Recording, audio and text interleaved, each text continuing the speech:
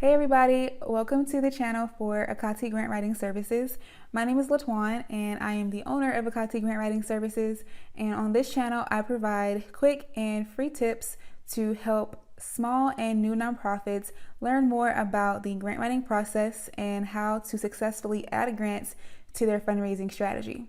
So this week I posted a blog talking about different ways you can confirm the need for your nonprofit program, and I want to just follow that information up with a little more details about why the need statement is so important and why including data in your need statement is important also. So that's what we're going to go over in this video. I'm going to just give you guys 3 reasons why data in your grant proposal's need statement is very important. So let's go ahead and jump in.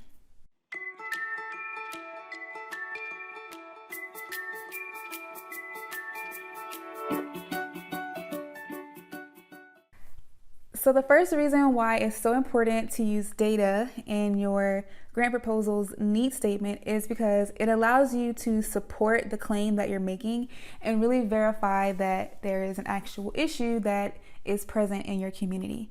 So sometimes it can be tempting to use vague statements or make vague claims about the issue that your program is wanting to address, but it's really important to remember that the grant maker or the funder doesn't really know you. They may not be familiar with your work. They may not be familiar with your community or the issue that you are specifically wanting to address.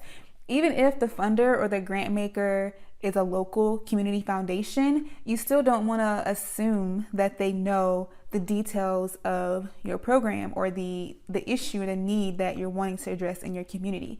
You never really know who is reviewing your application. You never know who's going to be on the other end, critiquing or judging or giving your application a score. So you always want to make sure that you're making the need very clear. And the best way to confirm and verify the need of your program is through using data and statistics. So for example, if your program serves children who maybe are struggling or having problems being successful in math and reading, you would maybe feel like if you're using an assumption that the grant maker is familiar with your program, you could use a vague statement like, students in our local school district are struggling in math and reading.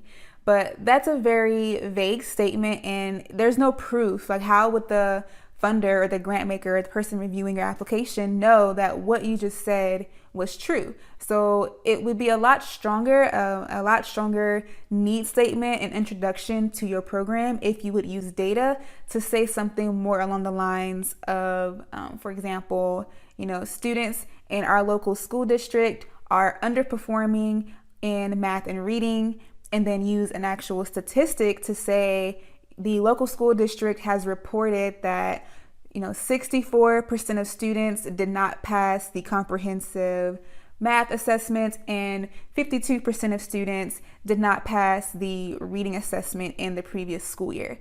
And that right there is showing that you have confirmed and verified that this problem does actually exist, and you're not just going off an assumption or off of your own personal experience or the experience of only 1 or 2 people. You've gotten the data from the local school district that is a very reputable and credible source of information to verify that the problem you're saying exists is actually a real problem. So that's the first thing to consider.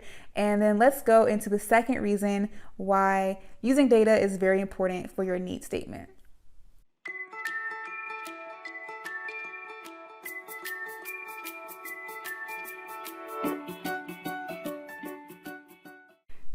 So the second reason why using data in your need statement is so important is because it allows you to verify the significance of your problem and determine if your problem is considered a big deal or a small deal.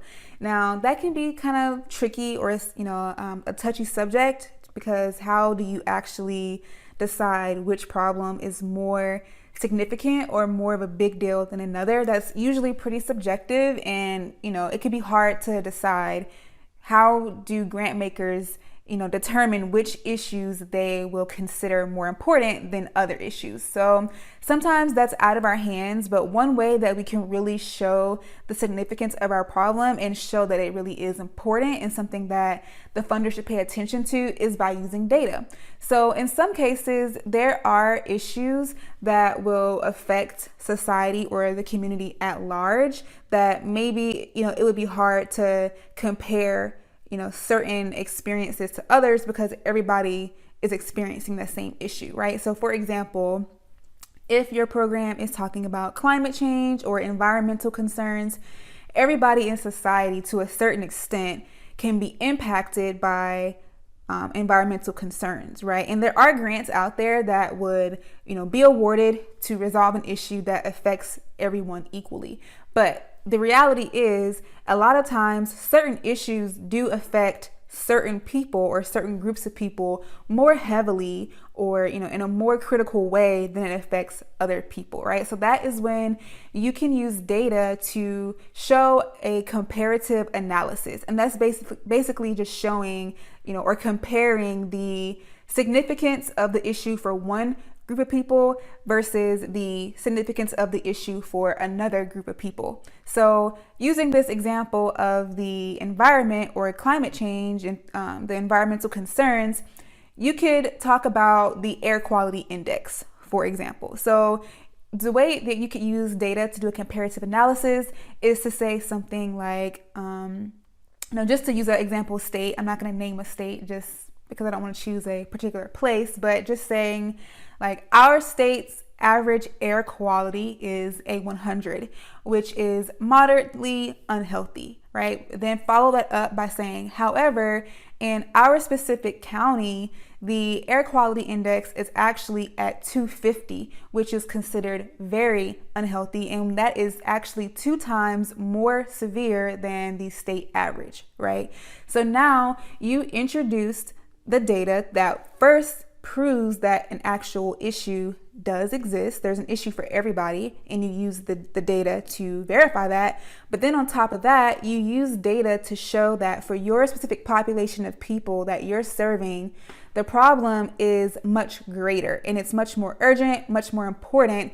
And now you're able to have your program stand out to show that it's actually very critical and that the grant maker should pay attention to what you're doing because you're solving a more urgent need for your population. So if you aren't using data, it's going to be very hard for you to make that claim to say that your beneficiaries or that your population is in more urgent need of a solution or more urgent need of your program than another population is.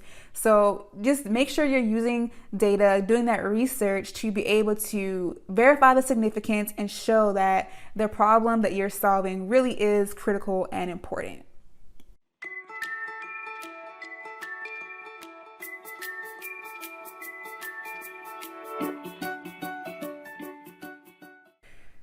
The third way or the third reason that using data in your grant proposal's need statement is very important is because it prepares you to track the impact of your program and show the ways that you have brought change or an actual outcome in the life of your beneficiaries.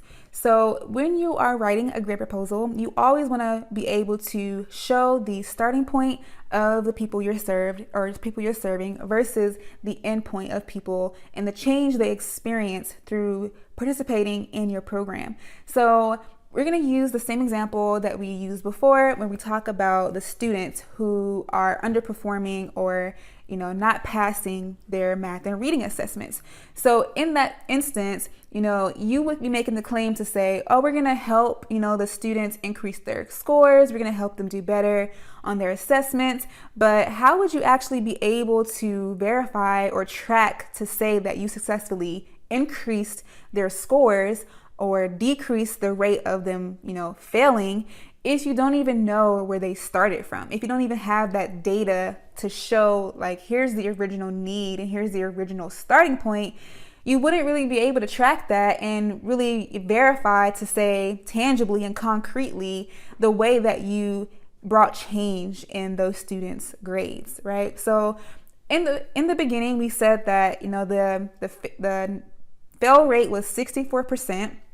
So the fact that you clearly use that measurement is now putting you in the position to create an evaluation plan and to get very specific about how are you going to measure that change. So if you're saying you're going to decrease that fail rate and increase students' grades, now you're in a position to create an evaluation plan to track that impact or track that change.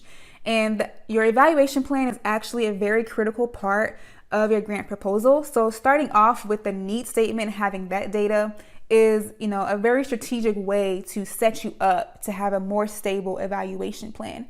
Because at the end of the grant period or the end of the program period, let's say in 12 months, now you'll be able to track and implement that evaluation plan to see the ways that you were able to decrease that rate of failure or the fail rate for the students in their tests, right? So at the end, you'll be able to say something like, we started off having a 64% rate of students not passing their assessments, but now because of our program, we've been able to decrease that rate to only 54%. So now you're showing that you created a 10% change through your program, but you wouldn't be able to clearly indicate that rate of change if you didn't indicate the original start point in your need statement by using that data.